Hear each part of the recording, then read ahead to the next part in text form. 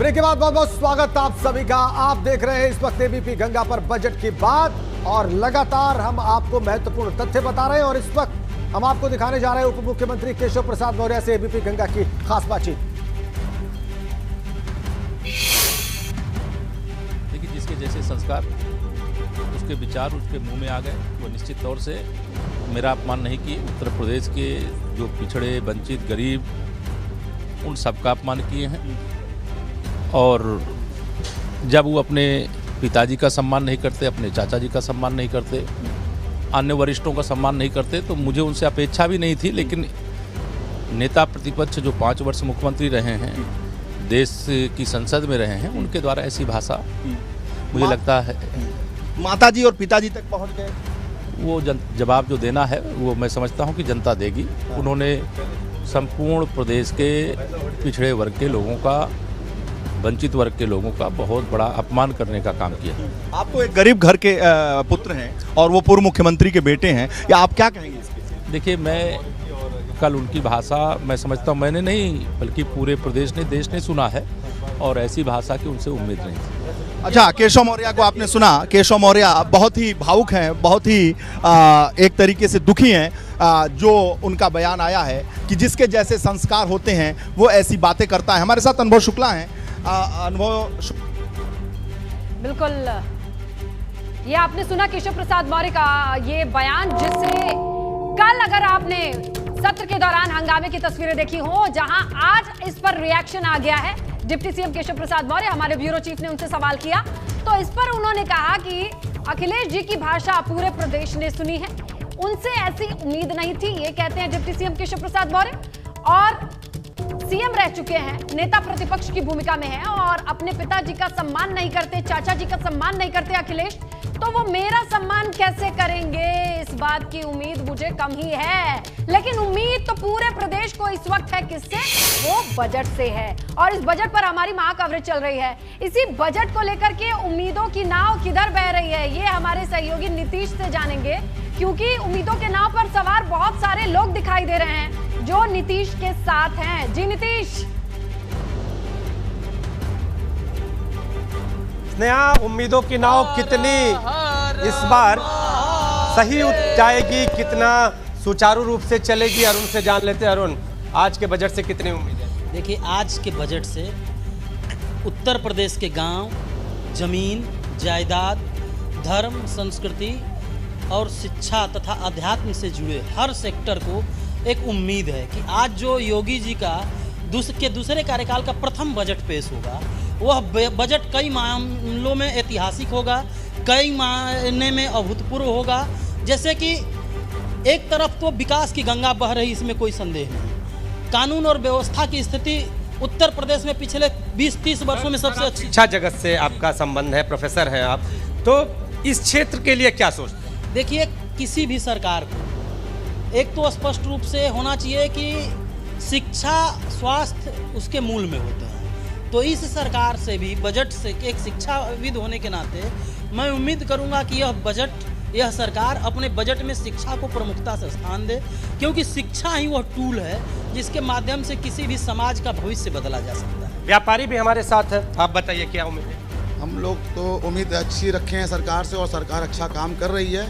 कुछ दिक्कतें हम व्यापारियों को है सरकार से, जैसे सरकार ने हम लोग को एक आश्वासन दिया था कि 1 नेशन 1 टैक्स, लेकिन आप उठा के देखिए अभी कई तरह के टैक्स हम लोग के ऊपर लागू हैं, जिससे हम लोग को समस्याएं हैं। कुछ जैसे मंडी शुल्क, ये सब शोषण, इससे व्यापारियों का शोषण हो रहा है। तो मैं सरकार से चाहता हूं कि इस पर भी सरकार विचार करे, और समाज को एक अच्छा एक व्यापार करने का एक अच्छा मतलब एक प्लेटफॉर्म बना के दे, जिससे कि व्यापारियों का फायदा हो। जो है विद्यार्थी भी हैं आप, और इसके साथ व्यापारी भी हैं, तो उम्मीदें आज दोनों क्षेत्र में किसी और राज्य सरकार जिन बातों पे बजट बनाती है उन पर बात की जाए नीतीश, तो ज्यादा बेहतर है। शिक्षा के क्षेत्र में हम उम्मीद करते हैं सरकार से कि कोई ऐसी योजनाएं लेके आए जिससे हमारे देश का जो युवा है वो यहाँ से पलायन करके दूसरे प्रदेश ना जाए, दूसरे जगह ना जाके पढ़ाई करे, जिससे कि हमारे यहाँ कुछ यूनिवर्सिटीज़ का निर्माण किया जाए या कुछ ऐसी व्यवस्थाएं बनाई जाए जिससे कि हमारा युवा यहीं रहे और यहीं रोजगार भी प्राप्त करे। कुछ और भी युवा हैं, आपसे जानेंगे कि शिक्षा के क्षेत्र में प्रदेश सरकार से कितनी उम्मीद?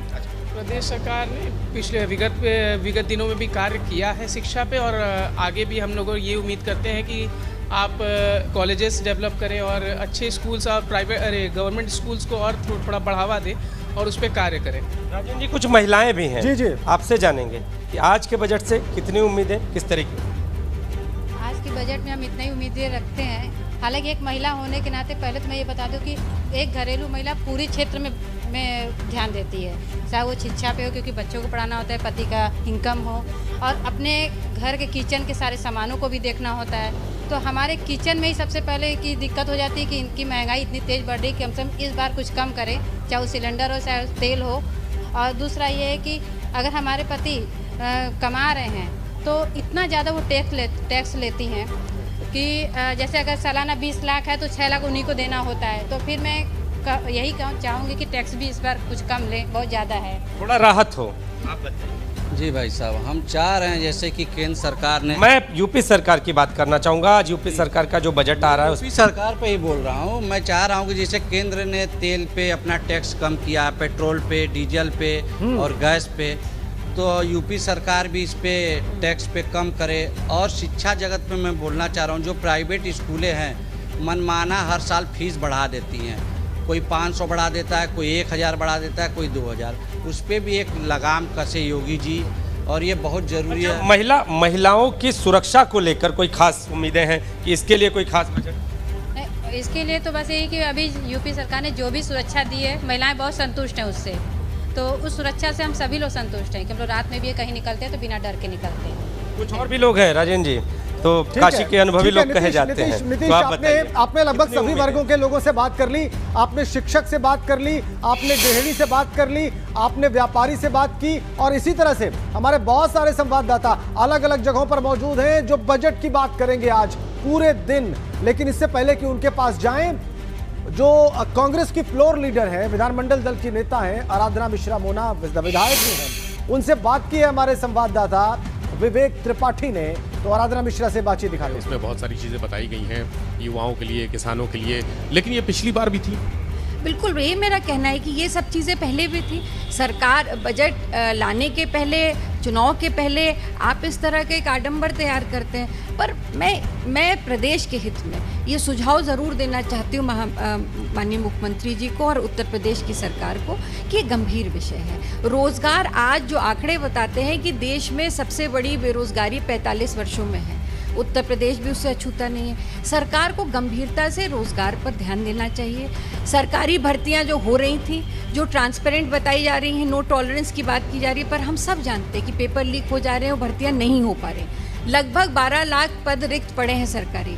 तो सरकार को इस पर गंभीरता से मंथन करना चाहिए। हम चाहते हैं कि हमारे प्रदेश के नौजवानों को रोजगार मिले। सरकार को प्राइवेट जो इन्वेस्टमेंट्स आ रहे हैं उससे नए प्राइवेट सेक्टर में नए रोजगार सृजित हो, क्योंकि अगर हमारे प्रदेश का नौजवान बेरोजगार रहेगा तो हम विकास नहीं कर सकते। दूसरी, स्वास्थ्य हमारे लिए गंभीर विषय है और हमने देखा, क्योंकि कोविड का कार्यकाल सबने देखा, बहुत दुर्दशा देखी प्रदेश की, तो इसको लेकर के सरकार को गंभीर होना चाहिए। सबसे बड़ी बात यह है कि अगर आप नए मेडिकल कॉलेजेस बना रहे हैं, जैसा कि बहुत हम सब इसका स्वागत करते हैं, पर उन मेडिकल कॉलेजेस में डॉक्टर्स कहाँ से आएंगे? आज हमारे पास जो मौजूदा है उसके सापेक्ष लगभग उससे दुगनी तिगनी संख्या में डॉक्टर्स की कमी है। तो इसकी तैयारी सरकार को करनी चाहिए, क्योंकि स्वास्थ्य व्यवस्था को हमें अपने आने वाले जी विवेक, ठीक है। आराधना मिश्रा कह रही है कि सरकार को तैयारी करनी चाहिए और मेडिकल कॉलेजेस पे फोकस के अलावा बेटियां सुरक्षित नहीं हैं, उन पर भी बात की जानी चाहिए।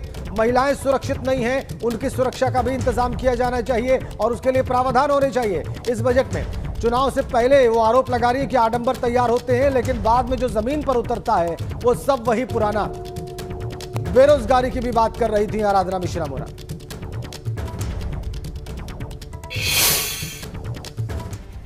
अब हम आपको बताते हैं कि पिछले बजट में यानी 2021-22 में पेयजल और स्वच्छता पर क्या किया गया था। तो आपको बताएं कि 2024 तक हर घर तक पेयजल पहुंचाने का संकल्प लिया गया। 734 नगर निकायों के लिए 2000 करोड़ रुपए पिछले बजट में आवंटित किए गए। मुख्यमंत्री आरओ पेयजल योजना के लिए 22 करोड़ रुपए दिए गए। शौचालय योजना के लिए 2031 करोड़ दिए गए। 12,13,000 व्यक्तिगत शौचालय बनाने का ऐलान किया गया पिछले बजट में और 98,000 सामुदायिक शौचालय बनाने का भी ऐलान 2021-22 के बजट में किया गया था। इसके अलावा आपको बताएं, स्वच्छ भारत मिशन शहरी के लिए 1400 करोड़ रुपए राज्य सरकार ने दिए थे और शहरी सीवरेज और जल निकासी के लिए 175 करोड़ रुपयों का आवंटन था। बिल्कुल, और जो ये आवंटन पिछले साल था, इन्हीं आवंटन के आधार पर इस साल की उम्मीदें बनती हैं। क्या है ये इस साल की उम्मीदें? देखिए, पेयजल और स्वच्छता के हिसाब से जो उम्मीदें हैं, 24 घंटे पानी मिले ये उम्मीद है। बुंदेलखंड के लोगों को ज्यादा उम्मीद है क्योंकि जाहिर तौर पर पानी की किल्लत से यही इलाका ज्यादा जूझता है। शहरों में ड्रेनेज सिस्टम मजबूत होना चाहिए, लोगों को उम्मीद यही है और इसीलिए इस पूरे सिस्टम से उनकी निगाहें इसी तरीके से टिकी रहेंगी राजेंद्र की उनको ये तमाम चीजें मिले ताकि सहूलियत बढ़े। इस बजट में ऐसा प्रावधान हो, ये घोषणा हो कि शहरी इलाकों में ड्रेनेज सिस्टम मजबूत हो और पेयजल की समस्या ना रहे, 24 घंटे पीने का पानी अवेलेबल रहे, मौजूद रहे। इसके लिए सोचने की जरूरत ना हो क्योंकि जो पिछला बजट आया और इस बार की उम्मीदें हैं वो कुछ ताना बाना बुना जाता है आने वाले वक्त के हिसाब से। लेकिन अब बुंदेलखंड का जिक्र करना पेयजल के मामले में बेहद जरूरी इसीलिए होता है, यही वो इलाका है जो पानी की कमी से बहुत ज्यादा जूझता है। और सीधा रुख करेंगे हम तमाम साथियों का। मोहम्मद मोइन हमारे साथ हैं और मोहम्मद मोइन से हम जानेंगे कि वो किन लोगों के साथ है, किस वर्ग के लोगों से बात करने वाले हैं और उनकी उम्मीदें क्या हैं। मोइन बताइए। देखिए, हमारे साथ छात्र हैं, युवा हैं, स्पोर्ट्समैन हैं और हम इन्हीं से बात करते हैं खासकर शिक्षा और रोजगार को लेकर इन्हें किस तरीके की उम्मीदें हैं। आज जो बजट आने वाला है उस पर बात करते हैं। जल्दी जल्दी हम सबकी प्रतिक्रिया ले लेते हैं। बताइए, शिक्षा और रोजगार के क्षेत्र में क्या उम्मीदें हैं आज के बजट? आज के बजट से सबसे पहले मैं योगी जी को धन्यवाद देना चाहता हूं, उत्तर प्रदेश सरकार को धन्यवाद देना चाहता हूं और सिर्फ इसलिए कि भारतीय धार्मिक अस्मिता पे लगे कलंक को न्यायपालिका और कार्यपालिका के माध्यम से जो इस सरकार ने उस कलंक को हटाने का कार्य किया, इसलिए मैं धन्यवाद देना चाहता हूं। और शिक्षा पे विशेषकर आज हमारा जो कंपटीशन पाश्चात्य देशों से है उस मामले में हमारी शिक्षा व्यवस्था बहुत लचर है। आज अगर उनसे कंपटीशन करना है तो उनकी नीतियों से हमको सबक लेना पड़ेगा। रोजगार को लेकर क्या मांग है, क्या होना चाहिए बजट में? रोजगार के लिए विशेष व्यवस्था बनानी चाहिए। योगी जी की सरकार पिछले बार जो रही है रोजगार के मामले में ये सरकार बिल्कुल वही आप लोगों से बातचीत करते रहिए क्योंकि इसी से जानकारी होगी। लेकिन अभी हम जानना चाहेंगे कि मेरठ वालों के मन में क्या है। हमारे सहयोगी सनुज जुड़े हैं, लोगों के बीच में मौजूद हैं और कानून व्यवस्था हो या तमाम चीजें हो, देखिए बजट में बातें तो बहुत होंगी लेकिन मेरठ वालों के दिल में क्या है, सनुज पूछिए और बताइए। जी बिल्कुल, देखिए जो बजट आ रहा है सबकी नजरें टिकी हुई हैं। योगी सरकार का ये छठा बजट है और इस जो योगी 2.0 है इसका ये पहला बजट है, यानी योगी सरकार का ये जो बात कर लेते हैं हम इनसे। और सबसे बड़ी बात ये कि मैं इस वक्त किसानों के साथ हूँ।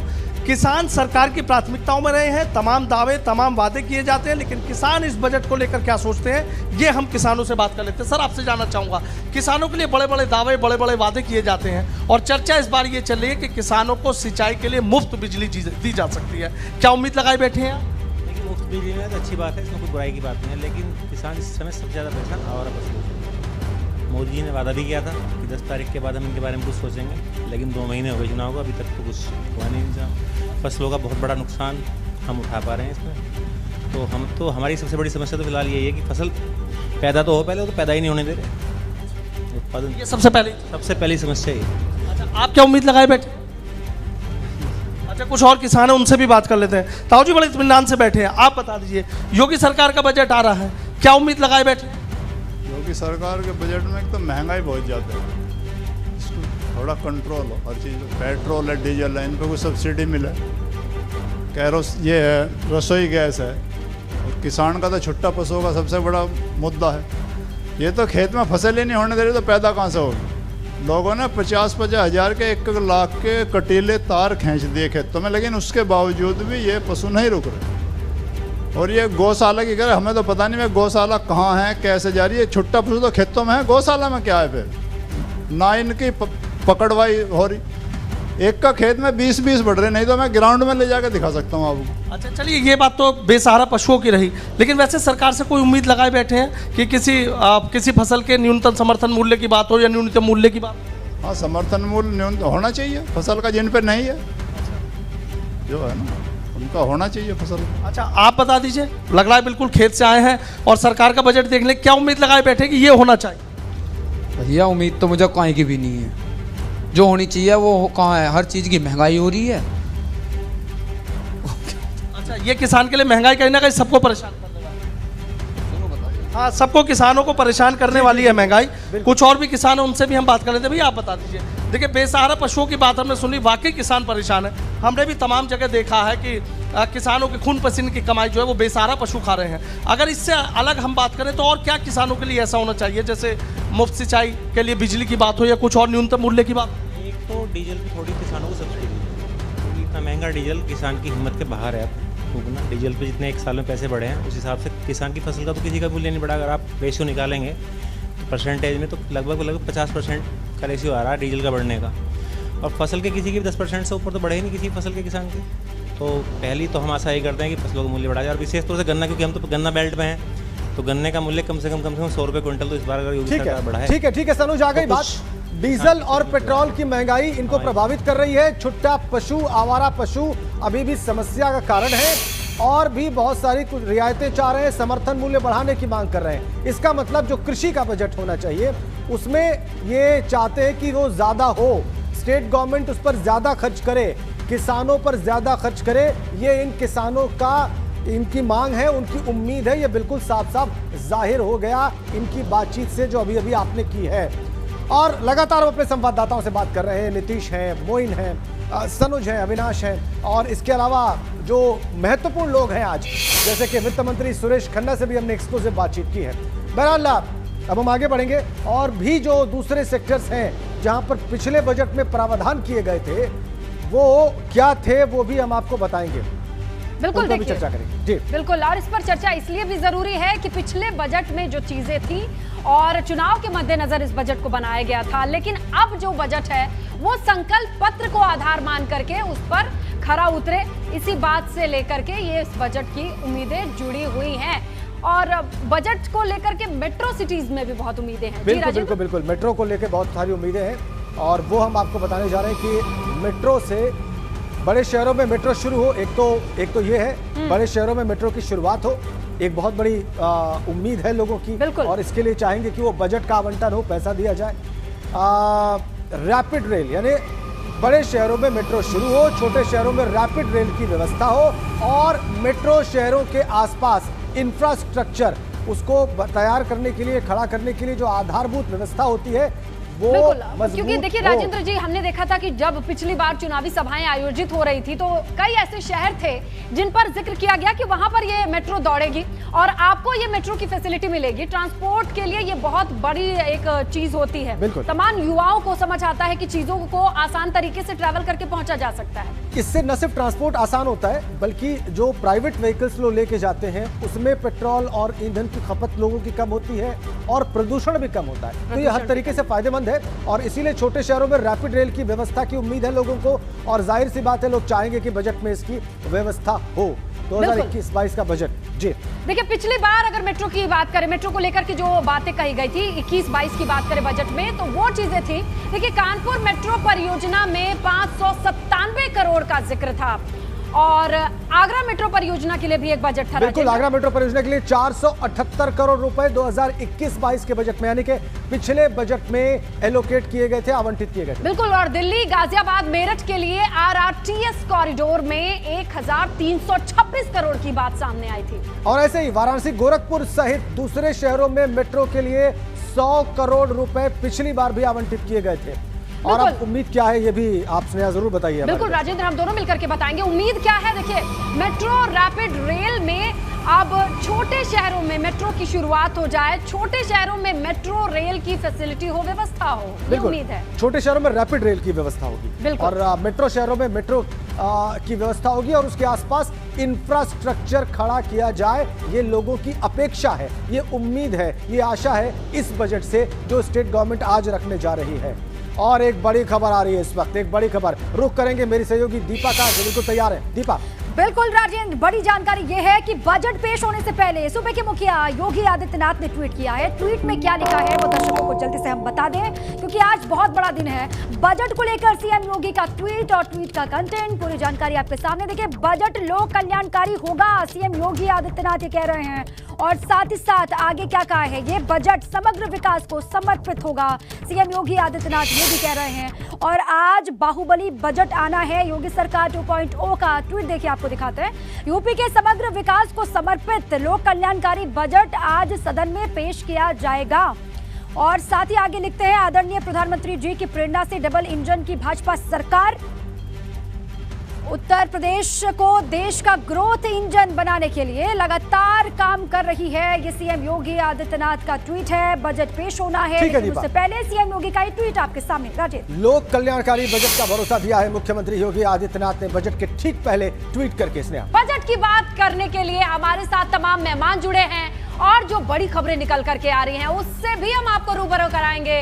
इसके लिए हमारी सहयोगी दीपा ब्रेकिंग सेंटर पर मौजूद हैं। तो मैं राजेंद्र जी अब मिलकर के आपको हमारे मेहमानों से भी रूबरू कराएंगे, जो कि इस बजट पर विस्तृत चर्चा का बहुत बड़ा हिस्सा है। राजेंद्र, बिल्कुल बिल्कुल आपने सही कहा। और आपका तारुफ करा दें, परिचय करा दें। आकाश जिंदल साहब हैं, आप इनको पहचानते हैं, इससे पहले भी लगातार आर्थिक विषयों पर अपनी राय रखते रहे हैं। हमारे साथ विजय सरदाना साहब हैं और शास्त्री, आप दोनों का बहुत स्वागत और अभिनंदन आज की इस बहुत ही महत्वपूर्ण दिन, जिस दिन उत्तर प्रदेश सरकार का योगी 2.0 का पहला बजट आना है। तो इससे पहले कि आपके रिमार्क्स लें, केशव प्रसाद मौर्य उप मुख्यमंत्री, उनसे बात की हमारे संवाददाता ने। एक बार पहले वो दिखा देते हैं कि उन्होंने कहा क्या है, फिर बात को आगे बढ़ाते हैं।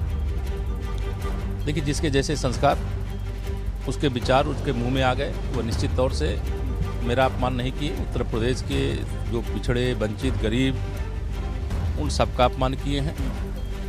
और जब वो अपने पिताजी का सम्मान नहीं करते, अपने चाचा जी का सम्मान नहीं करते, अन्य वरिष्ठों का सम्मान नहीं करते, तो मुझे उनसे अपेक्षा भी नहीं थी। लेकिन नेता प्रतिपक्ष जो 5 वर्ष मुख्यमंत्री रहे हैं, देश की संसद में रहे हैं, उनके द्वारा ऐसी भाषा मुझे लगता है माताजी और पिताजी तक पहुंच गए। वो जवाब जो देना है वो मैं समझता हूँ कि जनता देगी। उन्होंने संपूर्ण प्रदेश के पिछड़े वर्ग के लोगों का, वंचित वर्ग के लोगों का बहुत बड़ा अपमान करने का काम किया। आप तो एक गरीब घर के पुत्र हैं और वो पूर्व मुख्यमंत्री के बेटे हैं, या आप क्या कहेंगे इसके? देखिए, मैं कल उनकी भाषा मैं समझता हूँ, मैंने नहीं बल्कि पूरे प्रदेश ने, देश ने सुना है और ऐसी भाषा की उनसे उम्मीद नहीं थी। अच्छा, केशव मौर्य को आपने सुना। केशव मौर्य बहुत ही भावुक हैं, बहुत ही एक तरीके से दुखी हैं जो उनका बयान आया है। तो देखिए, सदन में जिस तरीके की बयानबाजी चल रही है, बयानबाजी से इतर जो फोकस है वो बजट पर है और उसी पर हम बात कर रहे हैं। लेकिन अब इसका बेस बनाते हैं पिछले साल दी गई जो योजनाएं या घोषणाएं थी। तो अगर किसानों के लिए बात कर लें तो मुख्यमंत्री कृषक दुर्घटना कल्याण योजना एक्सीडेंटल कवर देता था, 600 करोड़ रुपए इसे दिया गया, इस बात की घोषणा की गई।